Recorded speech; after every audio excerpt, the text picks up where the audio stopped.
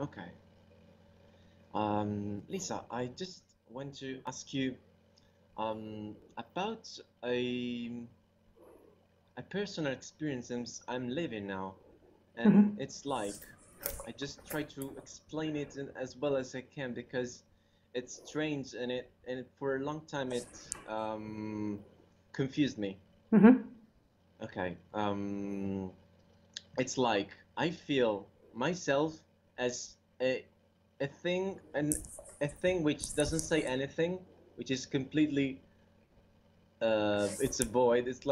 Um it's like it doesn't say anything, and at the same time I sense myself, my personality, and for a long time I've been trying to hold it down. I don't know how to say hold down my personality. And in a way, it's like I was not wanting to see uh, the bad things I have, but at the same time I feel this no thing which is seeing the experience. What can it be? Well, how do you see the no thing that's seeing the experience? I don't see it. It's still a Just mental, it's still a mental, like your mind is still bending off and seeing something. Like you can't see nothingness, you can't see no, consciousness, you are it's not. It's not that consciousness. I see. I try to explain it as I see because, but it's like I feel there is um there is something which is seeing. I don't know how to explain. Okay, there's something that's seeing, yep, okay. Yeah. That's okay. So we'll just move on from that. So what's the actual problem then? Um. Or The, what's the that you want help with? So if you're clear that you cannot see consciousness, there is only consciousness happening, that everything is consciousness, yeah. then we Yeah. can work on the like human problem. So what's the human problem? Yeah. Well, the human problem is it's like I just don't want to see the things. How can I say? I just want to see the things. I just which are too bad to achieve or to have, just for example, to have a goal. In a goal, I just see myself in a way, I sense myself in a way which doesn't is not pleasant, and it's like, okay, unconsciously I just try to avoid it. So what you're telling me is that your feelings in your body aren't pleasant, Well, not right now, and right now but it's like completely often normal. often there is feelings that are unpleasant in your body. Is that what you're Yeah, trying to say? yeah, unpleasant feelings, trying to avoid things, practical things. Yeah, yeah. How old are you? 27. And what are the practical things you're trying to avoid, like getting a job and earning money Yeah, and well, what the um, for example, I could study much more than I do, but because of this feeling which comes in consciousness sometimes, yeah, try to avoid it. It's not that I don't do it at all, but it's like I yeah, just try to avoid it yeah.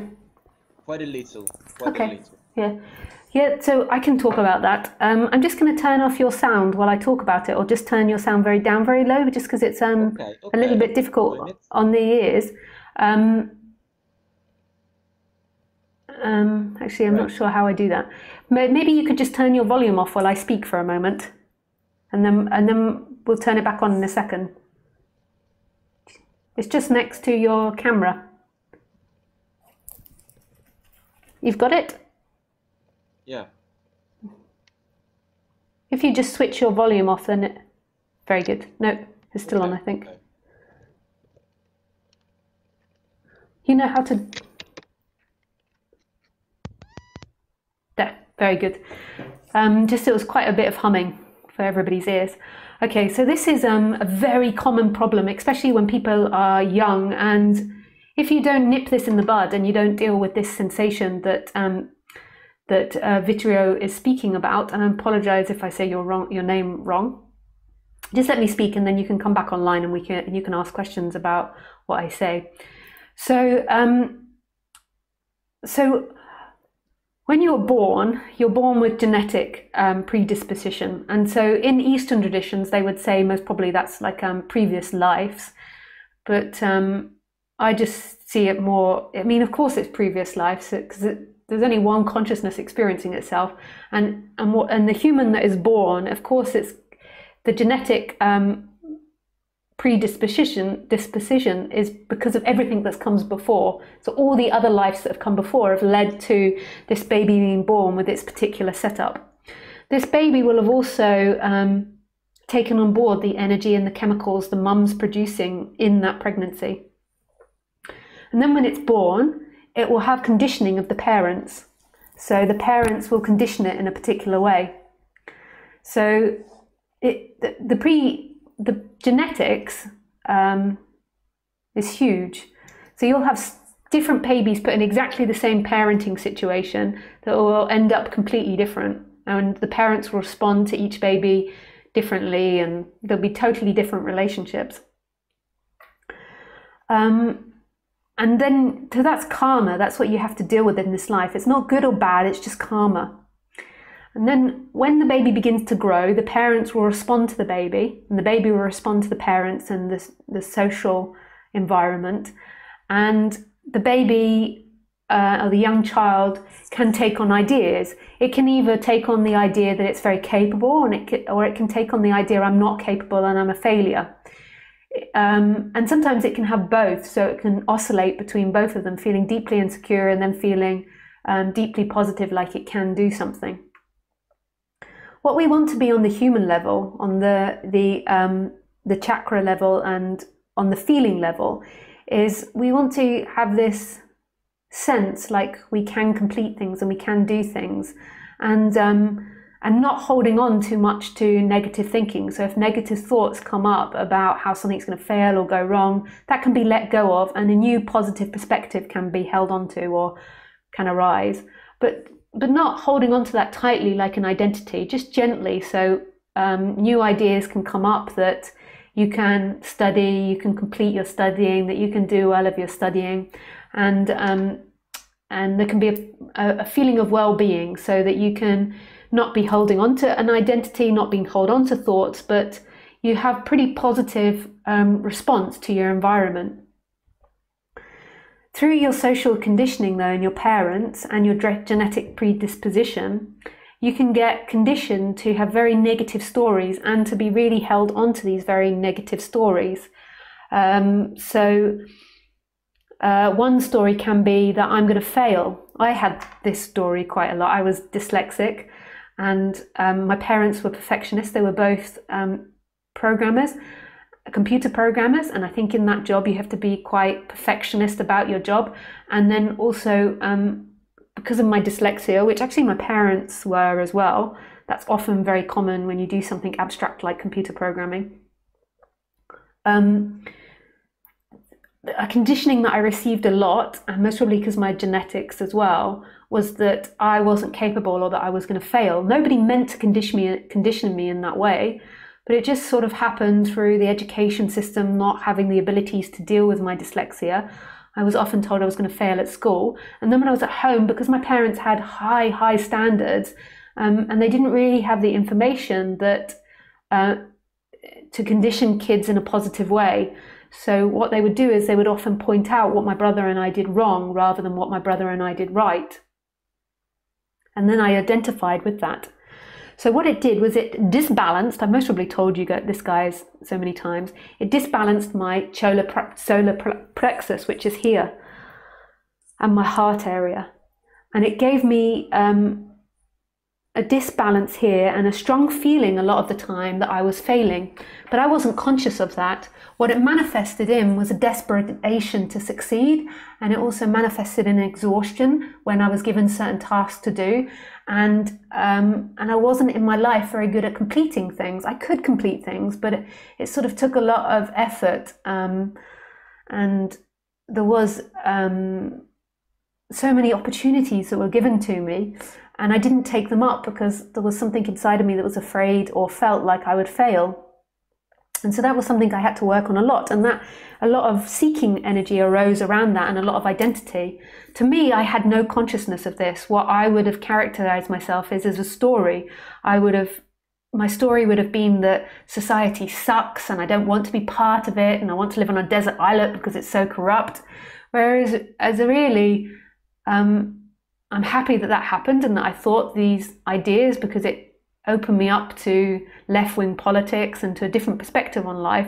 But I identified with that because it made my feeling of being a failure acceptable to me. It was like a new story I took on. I was anti-society or anti-work or anti-money, but really it was because it made me feel insecure and insignificant, and it activated this strongly. What these balance of chakras did when they were out of balance was it took a lot of my energy and it exhausted me. So the rebalancing process was learning about non-duality and learning that obviously I'm not the chakra body, I'm not the body, and learning that who I am is consciousness that is still present and here, and that my stories aren't true. My stories are a perspective, but they're not true. So this disidentification with the character that happened, and then also learning about my chakras and learning about what my body was saying, and seeing these stories, seeing them for what they are, and they're not true, not denying them, but seeing them and then reconditioning them. So being honest with myself. So when I went into a room of new people, often my thoughts that came up was, I'm a failure, I'm not good enough, I'm not good enough, I'm not good enough. And then I got to a point where I stopped hiding that and I just became honest with it. I became honest with myself, and part of my practice was, and it's not something you have to do, is that I just admitted it to people around me, like, I don't feel good enough to be here now. And this shifted something. It shifted the chakra out of that. I can still have a tendency towards not putting myself forward enough or doing certain things, but generally my chakra area became a lot more balanced, and the seeking to be this person or this identity stopped, and the chakra went more into balance and more into like a healthy response, like a response that I can do things, that things will be good and that it will work out. And my external changed. When that changed, my external changed. My life and the external world had changed. Like I began to bring more things towards me, like more positive and beautiful and exciting things towards me. So as that chakra changed and my perspective of myself changed, the outside world changed, because they're so related. They are one and the same thing. If you're constantly telling yourself a failure, all you're going to meet in life is a failure and people that are better than you. If you don't begin to feel that and your predominant feeling is love, then what you're going to experience is love and well-being. I don't go around thinking I'm better than everyone else and that I'm going to succeed in everyone else. It's just that when challenges come or when situations come, there's a natural feeling like I can complete it. And then my natural residing place is a sense of love and well-being. And that's not that I'm in any way special. This is just a more balanced human being. And the way that I achieved that was that, firstly, I didn't achieve it. I saw that that character isn't me. And it made me able to admit my dynamics. So it made me able to admit that sometimes I feel like a failure.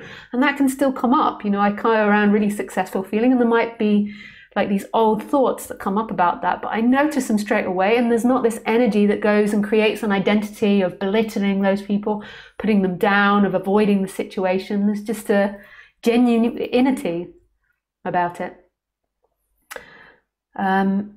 So, Vitero. So do you have any questions on that, Vitero?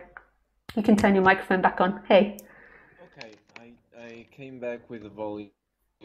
Just put it down. Yeah. Well, I saw while you were speaking that your experience of the feeling to be unworthy, and at the same time the opposite feeling to be like super good, super fantastic, and so on. It's active in my body, and I see it, and I try just to go down into the feeling. Yeah, but that's it's great. Not a change in the thoughts. It's a coming into the energy of the feeling. Yeah. And it seems like, even though I'm okay with it, yeah, it seems like yeah. So you get to the there.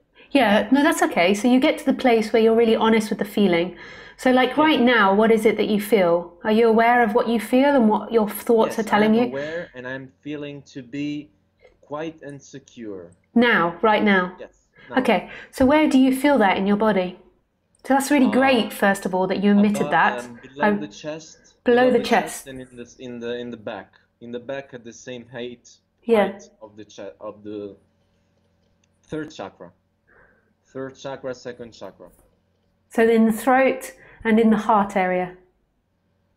No, second and third. Oh, second. So in the forehead and in the throat. Oh no, below. I don't know. I don't know it like that. Like if you just tell me in the body where it is. Yeah, it's I don't know it like first or second. Near the belly. Near the belly. Oh, yeah. So near the belly. So second chakra. Okay, sorry, you're going from down there. So the lower tummy and the higher tummy. Yeah. So the second and third chakra, like you said. Sorry, I went the wrong way in counting. Actually, I did. Yeah, don't worry. So just feel that. So you feel insecure. Do you feel like you're not valid or you're not worthy, or just go into it? Like, what are the thoughts at the base of it? I am worthy, even though I feel I am really insecure at the same time. So just tell me the thoughts that are in the insecurity, like the basic thoughts. Like there'll be like a mantra that you're telling yourself. The basic thought is not a intellectual thought, but it's a feeling which seems to be, I want to be out of the world. Yeah. with my hands on my face, like a baby, out of the world without knowing it. I don't know what do you mean by out of the world? Like not alive? Out of the world without taking challenges. You don't want challenges, so you're afraid of the world. This is the feeling. So you don't want any challenges. Yeah, I want them, but at the same time the feeling is that. So what are you afraid that these challenges will do to you? I think there's deeper feelings there. Yes, it's a deep feeling, and it's like how can I say? It's like this feeling is like it will destroy me, myself. So that's a huge feeling. Like that's great that you've got to it. If you'd never got to that in your life, what you most probably would have done is you'd have gone around, just for an example, not you, but somebody that has that feeling that life is going to destroy me. What it will do is it will actually try to destroy itself. Yeah, and that's what I've done for a lot of time, and still I'm doing it quite a bit. It's not really you. It's like an energetic programming that's come from birth, so your genetics, and then your conditioning. So there's a part of you, and you might notice that it's in your parents as well, or in your siblings, or in your relatives, that wants to destroy itself, or like it's afraid that it will destroy itself, or afraid that life will destroy it. And in being afraid that life will destroy it, in a way, you're calling that in. You're kind of like inviting it in some unconscious way. Like we attract that which we give energy to. So just being honest of it, and just don't be afraid. There's nothing to be afraid of, because everything that you think can destroy you is yourself. So there isn't actually this big monster out there. It just feels like that. Actually, the feeling, or at least what I try to do, is to be as courageous as I can in going inside the feeling without fear and knowing it. But it seems like it bring it forward, and it doesn't calm it down. Yeah. So then this is where the next part comes. So once you've got to the basic feeling and really felt it, then you have to firstly see that in a way there's a part of you, and this is quite controversial, there's a part of you. So please, like if you don't want to hear this, if you don't want me to say this, then it's your choice now to hang up and for me not to say this. But what I'm going to say is quite controversial. No, say it. I want to hear it. So it's totally down to you whether you listen to this or not listen to this, or reject it or don't reject it. So what's happening is part of you wants this. You've got to feel this. Because, and the way that you notice this is give yourself the option to give it up, and you'll notice that you don't want to give it up. You're right. There's a part of you that doesn't want to give it up. So if I said to you now, you can have love and you can have beauty, it's not that you deny that you can have love or beauty or something like that. It's that you want to go towards that dark feeling. There's a part of you that wants that dark feeling. It's an energetic thing that you have to feel, and you have to notice that. You have to see that there's some sort of an energetical investment that you're getting in it. Even if it's a negative feeling. So right, but what can I do? So we're getting to it. So now, once you've noticed this and you've established that, so once you've seen that you're not a victim to anything or anyone, that in somewhere in this magical thing called life, you've agreed to having this feeling, and there's a part of you that wants it. Now, I don't say this out of being cruel to people, because people don't like this idea. This is a very Eastern idea, and people in the West don't like it. But the reason that you've got to acknowledge that is because you've got to take yourself out of being victim, that you're victim to life in any way. And you've got to start taking a form of responsibility, even though on the ultimate level there's no responsibility. If you don't, then you'll stay hiding in it. So you have to acknowledge that. And then you have to ask yourself, what is it that I want instead of this? Like, so there's another part of you that wants something else, and that part you've got to find. And that's the positive side, like the beauty. Yes. So there's another part of you that wants something else, and you've got to name that in that feeling. So you've got to go into that feeling, you've got to name what it is you want. And I presume what it is you want is you want safety, and you want strength, and you want ability, and you want to feel like you can do things. This is just an example, like you've got to find this for yourself, but I'm just giving you an example of these chakras and what they tend to be. And you've got to find that, and you've got to see that inside of you there is a place that wants that. There's a part of you that wants safety, that wants trust, that wants security, that wants to feel like you can do things. And then you have to deeply get yourself into that perspective. It's like you've got these two different elements in you, and it's like at the moment the dark part, the negative energy, is winning, and that is predominantly taking hold, and it's stronger than the light part. And you've got to go deeply into that light part that wants positive emotions, and you've got to totally allow yourself that and let it take over.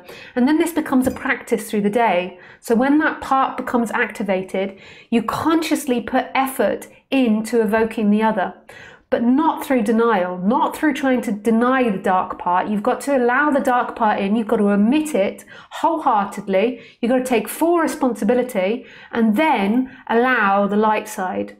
If you try to push it away, it will just keep haunting you. And this takes time, and this takes effort. And even though I say it takes effort, it seems like it's effort for you. So it seems like it takes time. It seems like you put effort into it. It seems like it's something you do, like building a house, or forming a relationship with someone, or taking an exam, or studying. But then eventually you begin to see that this was life happening, that it's all playing out in front of who you truly are, which is consciousness.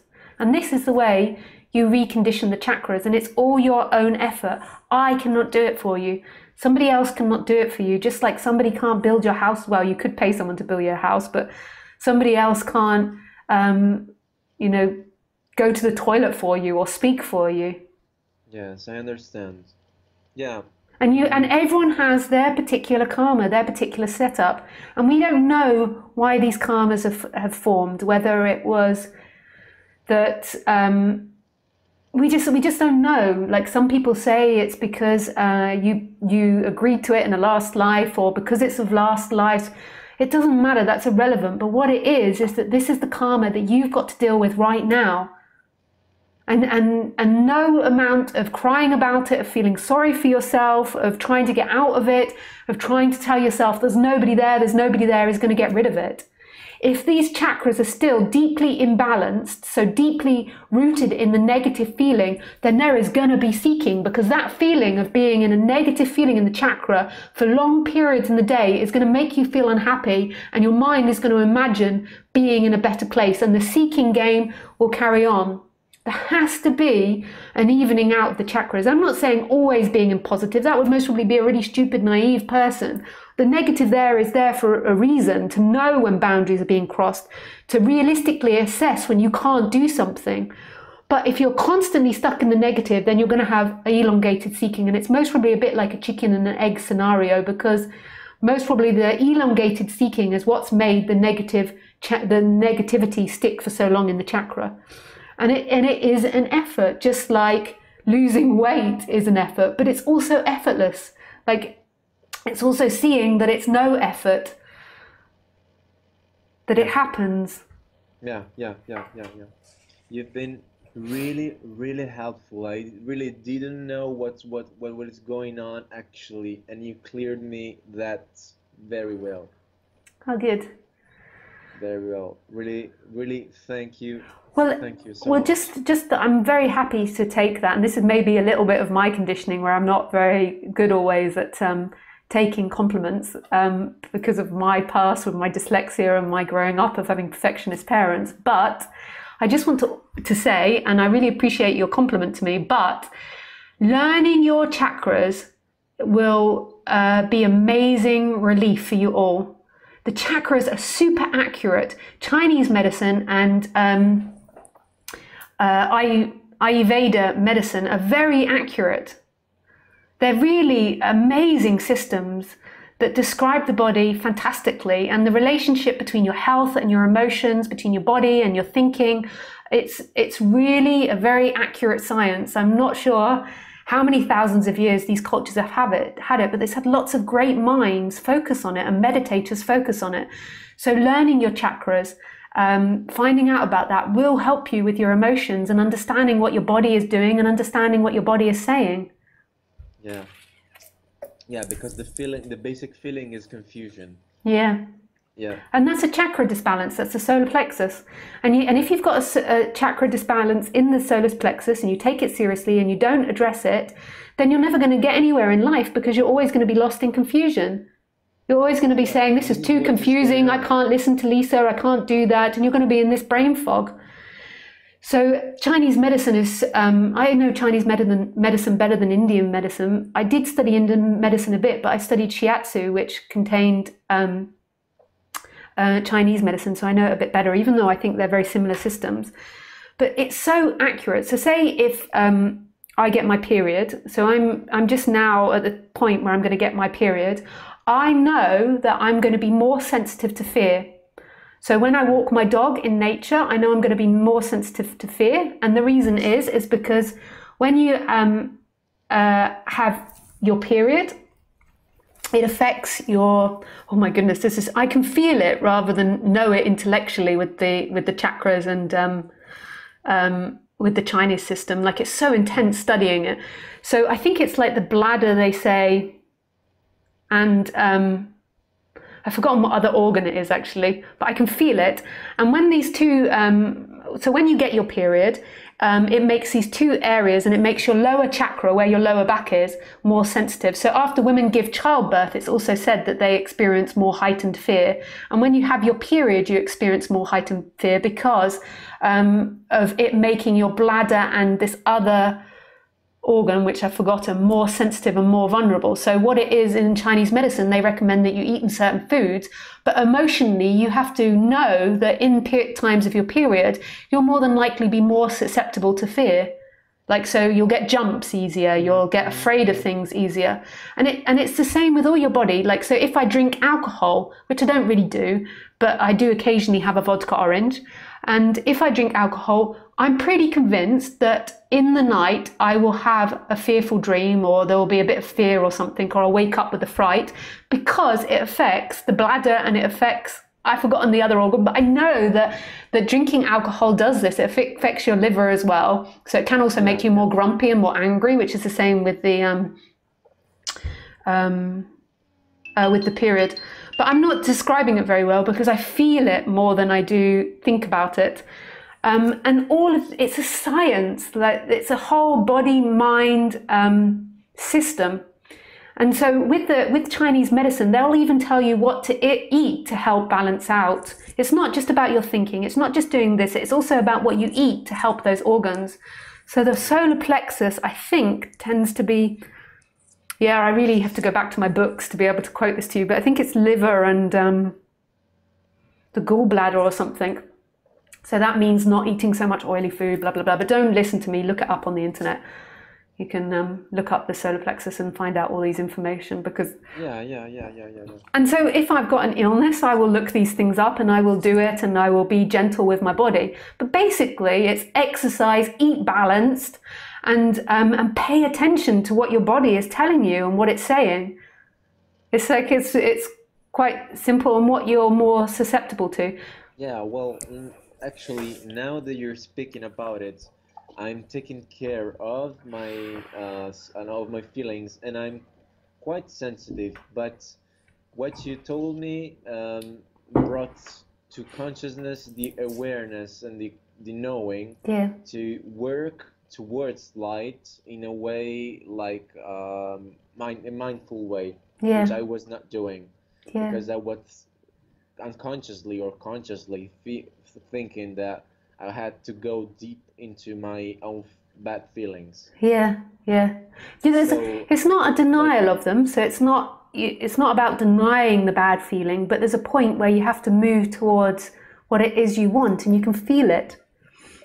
That's why we have so many of these stories about the battle of the light and the bad and all these things in mythology. But nice, thank you so much for calling in and asking that question and being open and honest and vulnerable. That's really beautiful, and I'm sure other people will be very grateful. well, thank you. Thank you. Lots of love. Thank you. Thank you. Bye. Bye. Nice, that was beautiful.